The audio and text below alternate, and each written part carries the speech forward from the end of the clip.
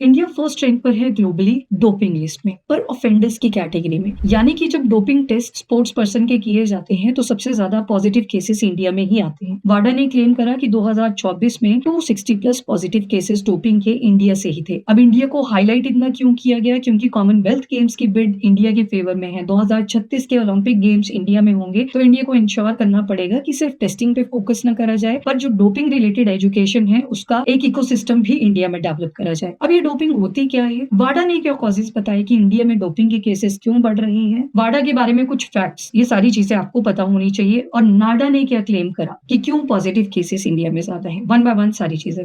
सबसे पहले ये डोपिंग क्या होती है? तो कोई भी बैंड सब्सटेंस या फिर मेथड जब एथलीट कंज्यूम करते हैं ताकि वो अपने स्टेमिना, एंड्योरेंस, मसल ग्रोथ को और ज्यादा एनहांस कर सके, तो उसकी वजह से वो कंज्यूम कर लेते हैं। अब इनको अनएथिकल और इलीगल माना जाता है वर्ल्ड एंटी डोपिंग एजेंसी और नेशनल एंटी डोपिंग एजेंसी के थ्रू, क्योंकि इससे ना सिर्फ एंड्योरेंस इंक्रीज होती है पर हेल्थ के ऊपर भी बहुत से नेगेटिव कॉन्सिक्वेंसेज आते हैं। दो तरह की टाइप्स आपने जनरली सुनी होंगी, जैसे एनाबॉलिक स्टेरॉइड जिससे मसल की ग्रोथ और स्ट्रेंथनिंग पे काम किया जाता है, और एंड्रोजेनिक जिसमें एग्जाम्पल आते हैं जैसे टेस्टोस्टेरॉन हो गया, उसकी कंजप्शन की वजह से और ज्यादा स्टेमिना बूस्ट करवाया जाता है। और भी एग्जाम्पल हैं जैसे नैंड्रोलोन, टेंजोलोल एटसेट्रा। अब डोपिंग के केसेस इंडिया में क्यों ज्यादा हैं? वाडा ने क्या कॉजेस बताए? तो नंबर 1, कई बार कोचेस और एथलीट शॉर्टकट अपनाने की ट्राई करते हैं और डोपिंग कर लेते हैं। नंबर 2, जो एंटी डोपिंग एजुकेशन का इकोसिस्टम है इंडिया में, उसकी कमी है। नंबर 3, स्पोर्ट्स को एक वे आउट माना जाता है गरीबी से निकलने का, क्योंकि एक कल्चर चल रखा है that is medal at all cost. मतलब अगर आपको मेडल मिलता है नेशनल लेवल पे तो आपके लिए गवर्नमेंट जॉब्स में कोटास होते हैं, तो मेडल चाहिए आपको एट एनी कॉस्ट। पहले सीनियर लेवल्स पे ये डोपिंग के केसेस आते थे, पर अब जूनियर लेवल तक ये केसेस देखे जा रहे हैं। इवन जब खेलो इंडिया यूनिवर्सिटी गेम्स हुई थी तब भी बहुत से एथलीट्स ने डोपिंग टेस्ट देने से मना कर दिया था। अब ये वर्ल्ड एंटी डोपिंग एजेंसी क्या है? तो इसका फॉर्मेशन 1999 में हुआ था। मेन फोकस है कि ऐसे डोपिंग के केसेस ना आए, बेटर कोऑर्डिनेशन मल्टीपल कंट्रीज के बीच में बना रहे, बेटर पॉलिसी स्पोर्ट्स के लिए ये लेके आए। हेडक्वार्टर मॉन्ट्रियल कनाडा में है। अब नाडा ने क्या रीजन बताया कि क्यों डोपिंग के केसेस इंक्रीज हुए हैं? नंबर 1, जो पॉजिटिव रेट इंडिया का है वो 3.6% पे है, जो कि चाइना से 18 टाइम्स ज्यादा है। चाइना में सिर्फ 0.2% ही डोपिंग के टेस्ट किए जाते हैं। तो मतलब जितनी ज्यादा टेस्टिंग होगी उतने ही केसेस सामने भी आएंगे। और नाडा ने साथ में इंश्योर भी करा है ये जो डोपिंग के केसेस हैं, अगर आज की 2025 की हम कंपैरिजन करें तो 7000 केसेस में से सिर्फ 110 ऑफेंडर्स ही आए हैं। नाडा ने बहुत से अवेयरनेस प्रोग्राम्स चलाए हैं। नाडा ने डोपिंग के क्या क्या कॉन्सिक्वेंसेस हेल्थ के ऊपर हो सकते हैं उनके बारे में भी अवेयरनेस कैंपेन शुरू करी है।